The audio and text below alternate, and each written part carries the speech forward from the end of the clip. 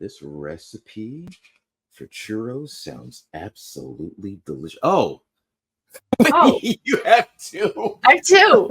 Wait. I needed to one up you somehow this time. Oh wow, you need to one up me, huh? Yeah. That's funny. Cool. Well, this episode has a lot to do with like collectibles and props and stuff. So I feel like that was a very fitting intro for this episode. Yeah, so we have a very special guest that we're going to be interviewing today. So please welcome to the show, Jerry Macaluso. Hi, everyone. Woo! Hi. Thanks for coming on. Hail to the Deadites. We appreciate having you here. Yeah, I'm happy to be here. I'm a huge fan. Evil Dead 2 is my second favorite movie of all time. Really? Is your first favorite another Evil Dead movie? It is not. It's Close Encounters of the Third Kind. Okay. Hey, that's fair. That's a great movie. Good choice. So how about for our listeners that don't know you or Syndicate Collectibles, you give us a little rundown.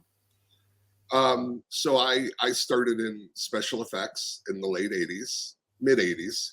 And I moved, I worked on a lot of films and special effects. And then I moved to kind of a side thing, designing toys in the mid 90s. I thought what was going on in toys, I don't know if you're all that familiar with McFarlane toys and stuff like that, but what Todd McFarlane was doing in toys in the mid 90s was really exciting to me. I thought it was really cool. And so I was kind of moonlighting as a toy designer in the mid 90s. I did some work for McFarlane and other places. And nice. I kind of found that I enjoyed doing toys more than special effects. Because I'm kind of a hermit, and doing toys, it's just me alone. And I liked that. That led me to start a company called Sota Toys, SOTA Toys, in 2000. And we did a lot of horror action figures, American Werewolf in London, The Thing, not Army of Darkness, Darkman, sorry. The other Sam Raimi movie. and I also worked on the movie Darkman. So that was kind of cool. Anyway, I sold that company in 2007. And then, so now I have Syndicate, everything to do with Evil Dead is some of my favorite things. So Army of Darkness was top of the list to get involved with. And so there's my background. Awesome.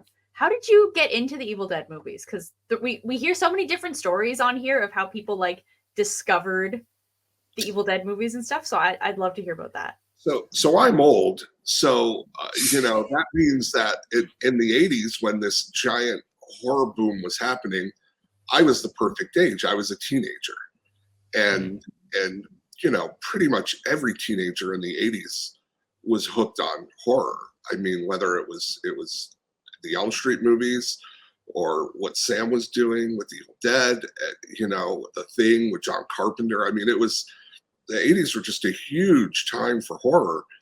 And I watched, again, even as a kid, I was a hermit. So I just sat and watched horror movies all day while I drew or sculpted, or I was into art from the beginning. And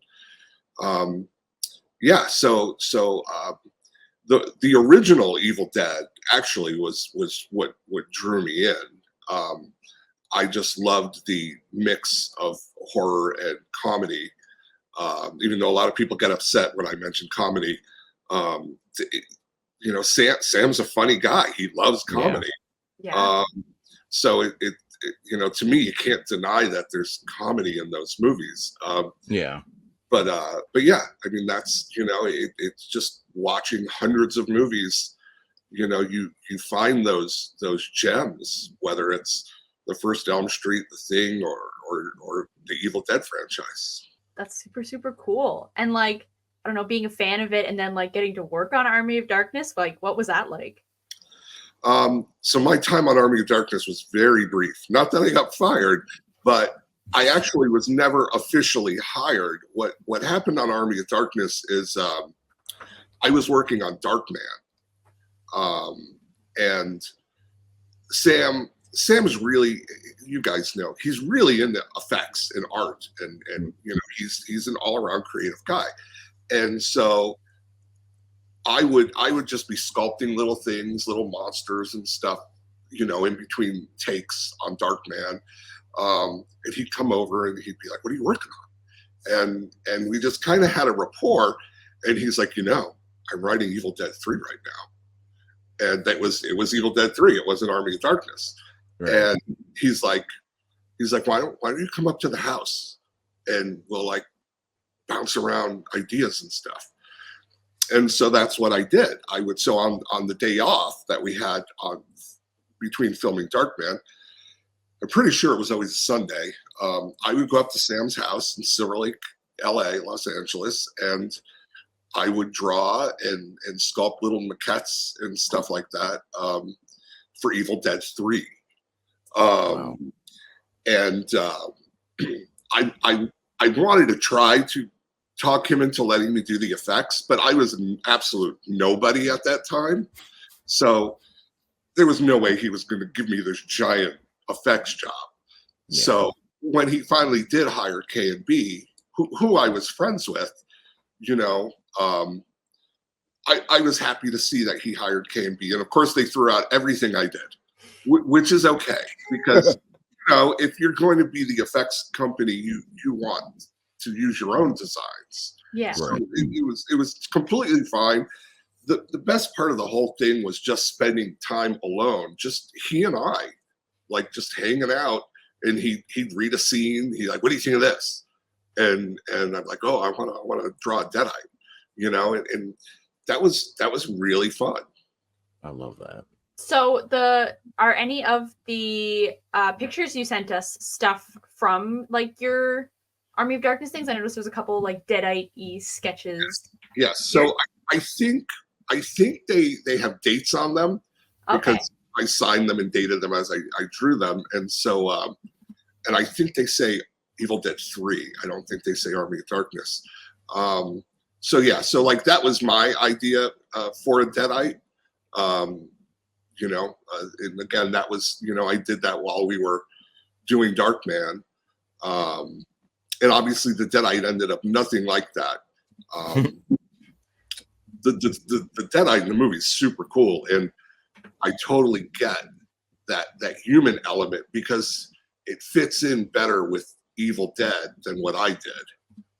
Mine, I think, is kind of a cool monster, but it's not an Evil Dead monster. I was young, I think I was 20. And so I was still learning how to work with directors and interpret what they're writing. And this is a little too Marvel Comics. I was really inspired by that. What is the date on that? 1990? 1990. Gee, that's the year I was born. 1990, yeah. Yeah. So, and then there's a sculpture I did of a Deadite. I think I sent a couple pictures of that to try to sway him towards what I was seeing. But there it is. But again, I was still learning that the monster had to fit the movie. Yeah. I was still stuck on, I want to make this cool monster. Here's a monster in my head, and let's put this monster in Evil Dead 3. But that's not how it works. What I needed to learn to do was to try to pull what was in Sam's head out of him. And I was still too young to know how to do that. Yeah, there you go. That's the finish. I think there is an argument to be made that those still fit Evil Dead, in my personal opinion, when you look at like the evolution of the franchise and how much looking character designs from the winged Deadite at the end of Evil Dead 2 and the other winged Deadite in Army of Darkness, and then obviously if you look at the numerous video games and comic books that the franchise has had. So I think they look great, and I personally think that they could fit as the franchise has evolved. over time. Yeah, they've got that Evil Dead look to them, so it's really, really cool. Yeah. Thank you. I mean, Evil Dead and Evil Dead 2 were just huge influences on me from a design standpoint. And I almost worked on Evil Dead 2 as well, which is a different story, though I never met Sam at that time. So how did you like get on to work with Darkman and stuff? Like, was it just the company you were working with got hired, or were you picked individually? No, I was an employee. I was working on the model team, so all the miniature effects and stuff like that. I wasn't a miniature artist, but what they needed were the puppets of Darkman to use in the miniature shots. Mm-hmm. And since I was a decent sculptor and I knew how to make puppets, they hired me, and I was young and cheap. And so they hired me to do the Darkman puppet. And so that's how I got on Darkman. And I was just thrilled because, again, my two favorite directors are John Carpenter and Sam. So like that was amazing to me to be able to work on Darkman. That's amazing. Oh my gosh. That's awesome. And I guess your background in miniature sculpting obviously serves you well now, doing like the Sculpture of Ash and Army of Darkness and stuff, and like the other collectibles you've done. Yes. So I did a lot of miniature sculpting. I ended up working on Tremors and Terminator 2 and, and a few other movies doing miniature sculpting. And I think that probably, it's funny, I never actually put that together. But I think I really enjoyed doing that stuff. And so I think that probably led to the toy thing. Can you talk a little bit about the current work? Or actually, sorry, you go ahead. No, you can go ahead. I've asked 4 questions. Sorry. The brief Evil Dead 2 story, it's very brief. I'm not sure if it's go ahead, yeah, well known or not. It might be. But before Mark Sjostrom was hired to do the special effects for Evil Dead 2, there's a special effects artist named Tom Lawton who was going to do the movie. Is that known? Is that like a common thing? I don't. That's something I've heard before. So Tom had just done the original Toxic Avenger, and he was really hot at that time. And Sam was thinking of shooting Evil Dead 2. My internet. Sam was thinking of shooting Evil Dead 2 in New York, or at least this is what I was told. And so he was going to hire Tom Lawton to do the effects for Evil Dead 2. And I was in New York working on Toxic Avenger. And so Tom Lawton was like, well, I'm going to hire you to work on Evil Dead 2. And of course, Evil Dead was one of my favorite movies. So to think that I was going to work on Evil Dead 2 was really exciting. And it kind of getting dragged out a little bit, the months would go by. And finally, I found out that Sam decided he wasn't going to shoot Evil Dead 2 in New York. And so he was going to hire a bigger company out of LA to do it. And so that was how I almost got to work on Evil Dead 2. I mean, that's still pretty cool. Like getting to say I almost worked on Evil Dead 2. Like I feel like there's not a whole lot of people that can say that. So it's still something like I would wear it with a badge of pride, being like I almost worked on this movie. Yeah. And I'm kind of happy I didn't though, because that made watching the movie so much more magical. Mm-hmm. Like if I worked on it, it would have been very cool. But it probably wouldn't have ended up being my second favorite movie because I would have been too close to it. Yeah. Being able to see it,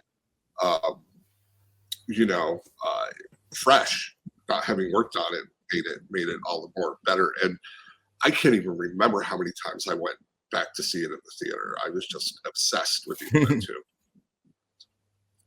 It is a great movie. Oh, I can watch it like once a week, no problem. It's so good. So I guess pivoting to Syndicate Collectibles, you guys recently came out with a chainsaw replica and an Ash 1/12 scale figure. So how did you come about getting the license to like make these? So again, I'm not really a people person so much. I use a licensing agent. It's a person who will go to the studios and put a deal together. Obviously, you have to have a background, and you know they won't be able to put a deal together if you've never made toys before. But I've done plenty, so it wasn't really an issue. It was actually quite easy to put the deal together, and it's funny because the two main things I wanted to do were the chainsaw, which I had always thought would be great. I mean, so many people make their own homegrown versions of that chainsaw, and you know, I see them so often at cons and stuff that I'm like, why has no one made one you could purchase? Thank you. That's what I've been saying for years. So, you know, I have a partner in the company, and it took over a year for me to convince him that this was a good move. Wow. He did not believe in the chainsaw at all. He was like, nobody's going to buy that. And what? You know, I was like, well, you got to trust me. And it ended up, you know, this thing is such a gigantic sales success. I mean, it exceeded what I ever thought it would do. And I thought it would be successful, but I never thought it would be as successful as it is. I mean, it's crazy success.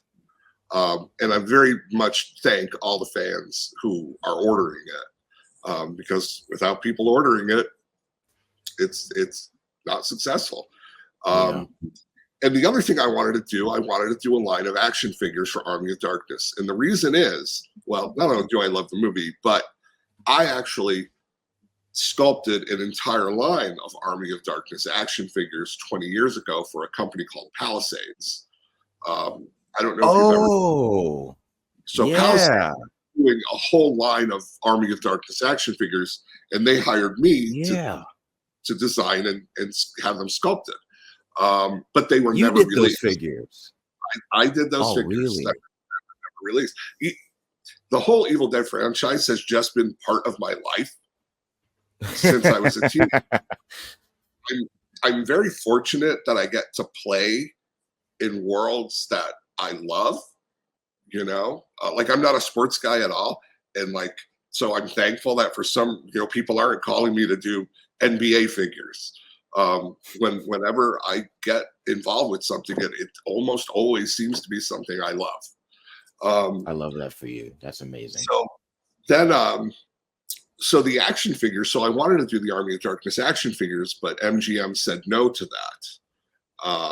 And I think I sent you a design of the Ash action figure that we put together.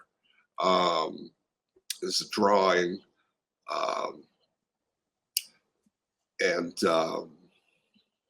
So I got a quick question.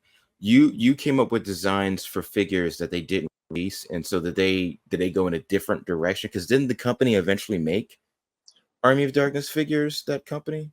So did they come out? Did the Army of Darkness figures come? Is my memory that bad? Maybe some of them did come out. I think because the company starts with a P, right? How do you say it again? Oh, okay. You know what? I just confused them. Yes. So it's Palisades Toys. I confused that with Terminator. I did a whole line of Terminator as well. I mean, I did do the Army of Darkness ones, but I also did Terminator, and the Terminators never came out. But I think only a few of the Army of Darkness ones were released before. I think a whole, like, we did about 20 different figures. Like we did, you know, I can't remember anybody's name from the movie now. But I'll be right back. Because I think I have a figure on me. So I'll be right back. You guys keep talking. I'm gonna see if I can find this figure. So this was the design for the first Ash figure I wanted to do. But MGM didn't, you know, I think they felt that Mezco has recently done one, and so they declined for us to do this action figure of Ash, but they did let us do the plush Pit Witch, which was fun. I don't know why, but I always just thought that would make a fun plushie, and the chainsaw.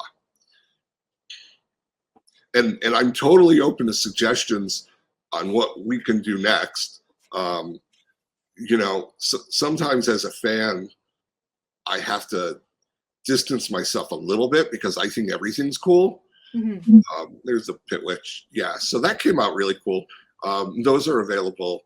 I don't think they're on my Syndicate site, but because I don't think we're selling plush on Syndicate, but they're available at other retailers, the plush Pit Witch. And I've always loved the Pit Witch. And so then there's the statue, which is the big one is behind me. It doesn't look big, but it's big. I think, is he 27 inches tall with the gun raised, the boomstick raised? So it comes with the 3 different arms. So he's holstering, then he's holding it up, and then he's got the Necronomicon. And it comes in a large version, which is really expensive. I think it's $1,000. But then there's a smaller version, which I think is $230. And so I'm really happy with how that came out. I do want to credit George Santos, as he actually sculpted that. There's no way I can personally sculpt everything at this point, but even so, he's kind of better than me anyway. So it's best to have him do it. But yeah, I'm just really happy with how this statue came out, because I know there have been Ash statues in the past. And Diamond did one that was based on the poster of Army of Darkness, which I have, and it's pretty cool. But I've just always been so, I don't know if obsessed might be too strong a word, but such a fan of the whole Pit Witch scene that's what I've always wanted. I just love that whole scene. Sorry, I have a delivery. You're fine. I couldn't find my figure because I think it's in a different box. That some of them were released. I completely forgot. And then what happened is there were manufacturing issues, and they broke easily, and so they pulled the plug on the rest of the figures. That's unfortunate. If I had thought about that, I could have dug up more photos of those. Gee, I just sent you a link to an archival image on Entertainment Earth's website. I forget stuff. But yeah, so got the statues, we've got the chainsaw, we did the Pit Witch plush. That's Moose.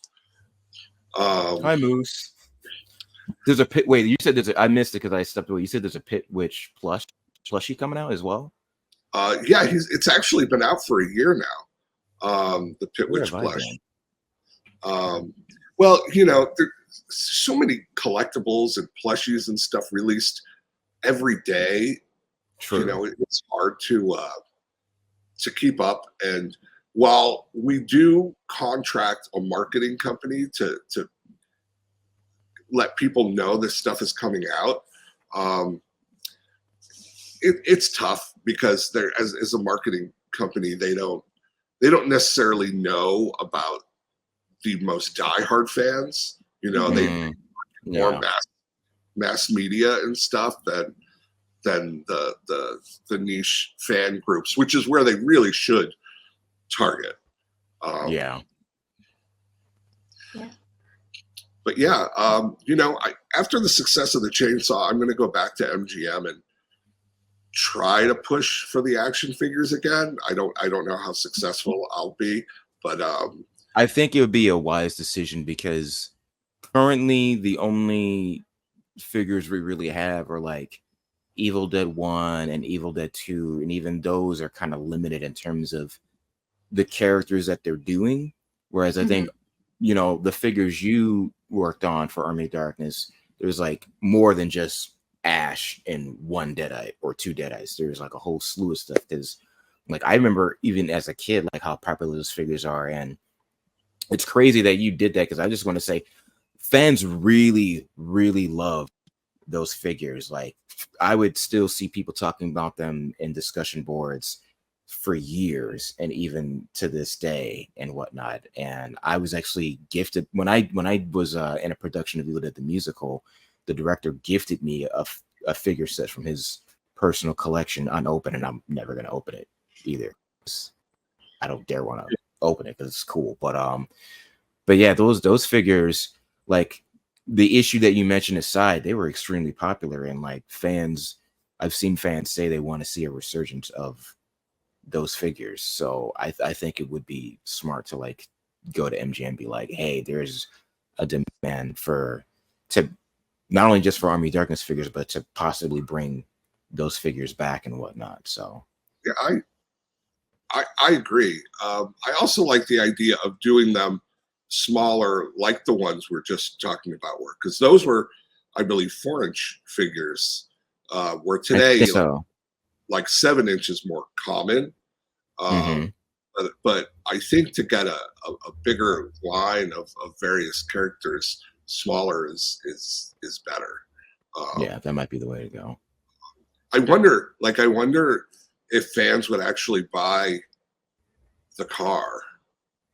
100%. The Death Coaster, or you mean just the Delta by itself, or the Delta? Oh, are you kidding me? Absolutely. The car is so iconic. I agree. No, yeah, absolutely. Like I think in a perfect world, it'd be cool to have like a toy car of the Oldsmobile where you could actually open it up and put like a figure of Ash in. Right, exactly. Like if you did. Oh yeah, if you that would sell at 4-inch, you know, and of course then you have to do an exclusive Sam Raimi figure to go. Yeah, it's his car. I mean, they do Funko Pops of other directors and stuff. Sam should get an action figure. Honestly, that would sell. And I know you and I think we had a discussion. You said you don't have a Facebook page, right? Me? Or do you? Yeah, you. I didn't hear you. I don't have a what? Do you have a Facebook page? No. We have for Syndicate, we have like a private group, because it was just getting too spammy if it was just anyone could join. So, but anyone can join, really. It's just, you just have to request and we'll approve it. I mean, we're not picky or snobby. It's just that the bots and everything, you know, kind of ruin it. But yeah, I don't know what I think the URL, I think it's official Syndicate. I can look at it up really fast. Well, I was Syndicate asking group. Okay. It is right here. I will say. I was asking because G and I are in like two kind of private Facebook pages of very hardcore, like-minded, close-knit group of Evil Dead fans where like they make their own high quality props and costumes and love collecting and whatnot. And I was gonna say, like, if we could get you to join the page, or like someone on your team to join the page, so you can directly communicate with fans and consumers to see, hey, would you guys be interested in this? Does this seem like a good idea and whatnot? And bounce ideas. Send me the link, and I will do that. Yeah, I guarantee if you were like, would anyone buy an action figure of the Delta? People would be like, yes. Like 100 comments in a minute would be like, yes, 100%. Where is the link to buy this right now? Well, I mean, I think the success of the chainsaw, I think we're right around 5,000 chainsaws sold. Wow. I think it has proven that, you know, the fans love this stuff. So pretty much everything is open at this point to me. Yeah. Someone asked me the other day, they were like, you should do a boomstick. And I was like, it's just a shotgun, really. But like, yeah, like, I mean, obviously you can't bring a real shotgun into cons stuff. So is a rubber boomstick actually something that people would buy? I guarantee you, if you were to make like an officially licensed boomstick, no matter like what safety things you have to do to get it to be okay, you got people love this franchise and they eat it up, like to the point where I've seen some things that as a hardcore fan, me personally, like, I wouldn't get that, but you see plenty of other fans are like, I want this thing. Trust me, there is a market for almost every corner of the Evil Dead universe and franchise. I'm 33 years old, right? I've been a fan since I was, I want to say, 18 years old, and I've been scouring the internet. When I first got into the franchise, there was basically no merchandise at the exact moment I got into it. Like, stuff came out a little bit later on that year. I think when I became a fan, they just announced, oh, NECA's doing some Evil Dead 2 25th anniversary figures and stuff like that. So it was hard for me to find stuff at first, but I was actively looking on eBay, on Amazon, on discussion boards, and I would see the things from 2000 up until now, all the different things people say, oh, I wish we had merchandise of this. I wish we had shirts of that, props of this, action figures of that. You know, there's a market for virtually every single character, almost every single prop, every single vehicle, from Evil Dead 1 up to Evil Dead Rise. There is a market, I'm telling you. Yeah. So interestingly enough, I was asked if I wanted to do Evil Dead Rise a few months ago. And I'm thinking about it. I actually really liked the movie. I just, you know, it's very expensive to make this stuff, to develop this stuff. Yeah. So I just worry a little. Like, I know I like the movie, but will we be able to find 5,000 people who want a figure from the movie? So I'm still kind of thinking about it. Can I ask you this?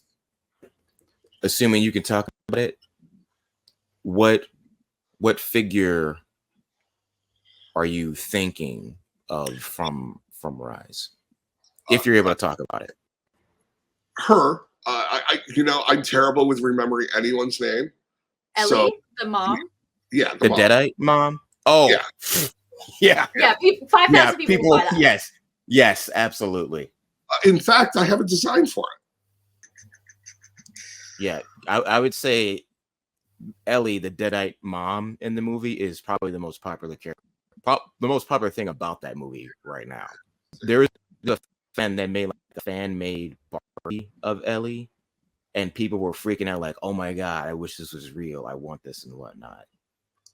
You just got to tell the marketing department to look across social media, look at Twitter, and look at Instagram. Like I said, there's just always so much going on. Because this was a couple months ago, so it just wasn't in my head. But yeah, we did a design for it just so I could look at it and see, do we want to do this or not? One thing we haven't talked about is the chainsaw missing the pull. I get a lot of questions I was going to ask you about. Yeah, I got a lot of flack for that, but it was a safety issue, particularly in Europe. And like the having a cord with a dangly thing ended up being a safety issue, and it was going to cost a lot of money to deal with. And then they suggested, well, let's just mold it to the chainsaw so it can't be pulled or anything. And when we mocked it up, it just looked cheap to me. Having the pole just molded flat to the body of the chainsaw. So we kind of just made the decision. We're like, well, we're just going to have to not include it. But I don't want people to think we weren't aware. We're very, very aware of it. It was just a decision. We really felt like the chainsaw had to be under $150, which is a fair price. And I mean, so, you look at other chainsaws out there; they're like toy prop ones up the same price, if not more. So honestly, I think that's a great price. So we did have to make some concessions and things like that to bring it in at that price, like the moving blade. A lot of people wish it had a moving blade, and there's two problems with the moving. Well, there was one problem with the moving blade, which is that you can buy, like, I think somebody sells a Texas Chainsaw Massacre Leatherface chainsaw, the blade moves, but your hand doesn't have to go in it and take up the space where the mechanism would be. And for this for our Army of Darkness chainsaw, your hand is in the way of where the mechanism would be to make the chainsaw move. Having said that, based on how great the sales are for this chainsaw, we're having the factory look into what it would cost for next Halloween 2025 to try to get the blade to move for 2025. I don't know that it can happen because, again, it's a space issue. So we'll see. But I'm super happy with it. I mean, I have it right here. This is actual production version of the chainsaw. You can see how big it is. I mean, it's not. It is, from my research, the correct length. I forget how long it looks like it. Yeah. It's not a super long chainsaw, but it's not the super short either. It's kind of the middle length. So this is an actual one.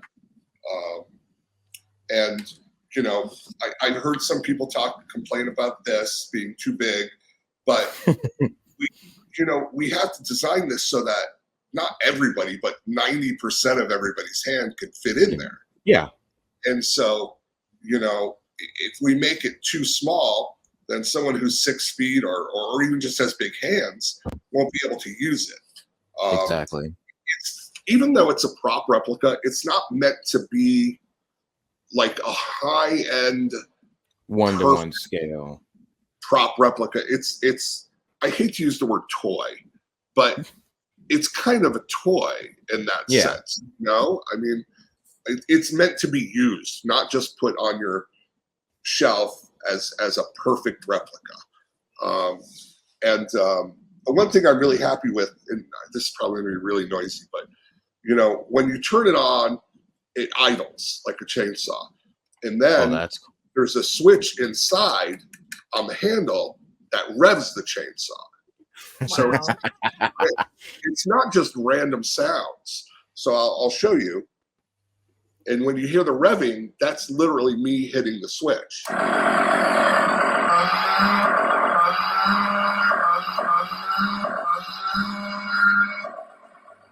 So I was really happy with that, so that people can control it.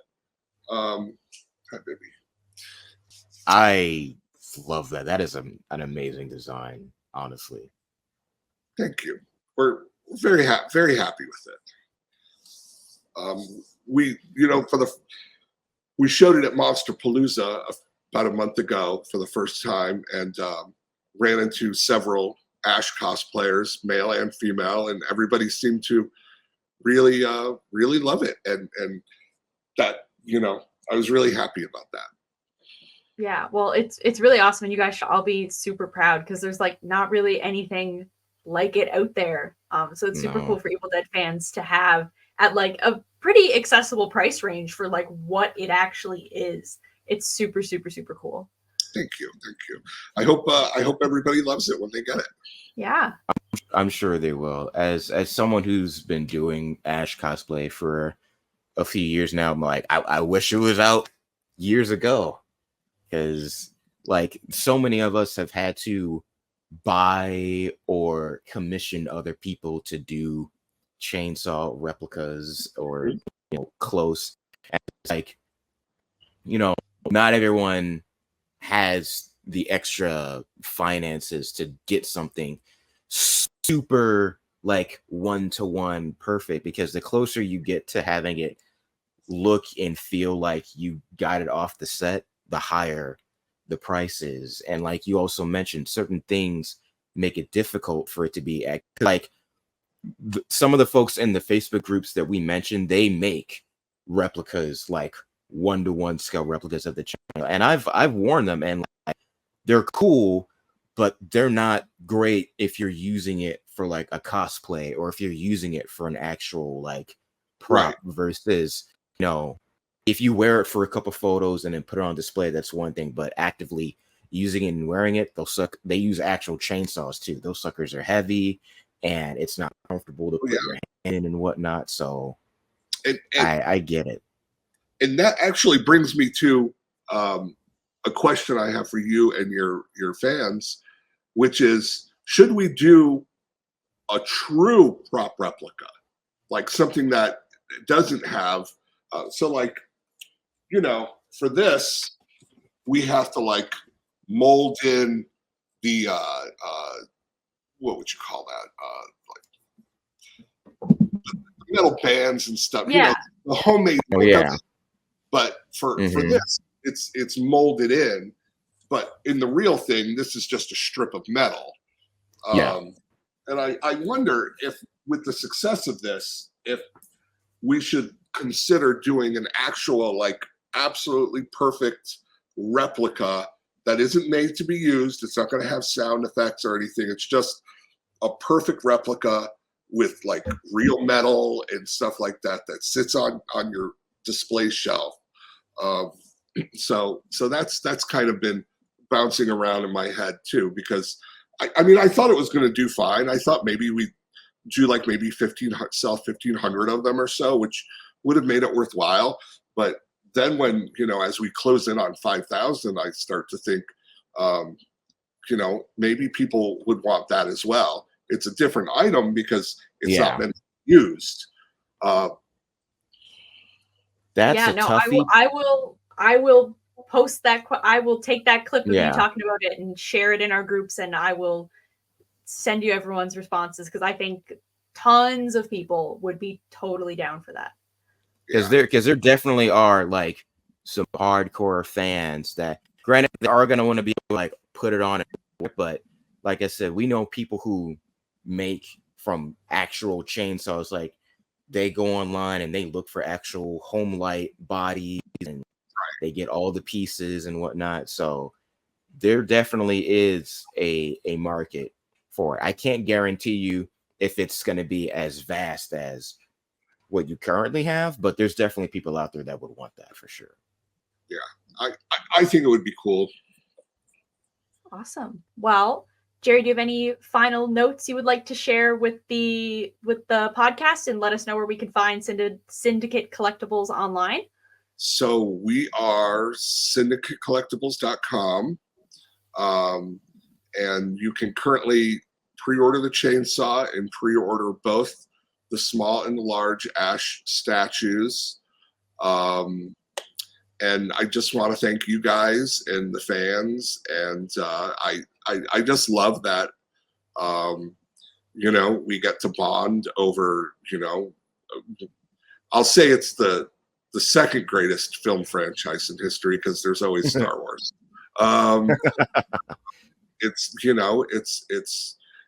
It's just a really important franchise to me, and I'm just thankful to get to play in that world a little bit. Awesome. Well, thank you so much for coming on the show. It was a pleasure to have you, and we cannot wait to, rally up the troops to get some more prop stuff going from you guys. So thanks so much for coming on the show. Thank you. Thank you very much. We'll talk soon. Yes. So yeah, that was Hail to the Deadites. If you liked this podcast, make sure to like, share, and subscribe down in the comments. Make sure to follow Syndicate Collectibles on everything, and we will see you in the next video. Stay groovy, everyone. Stay groovy.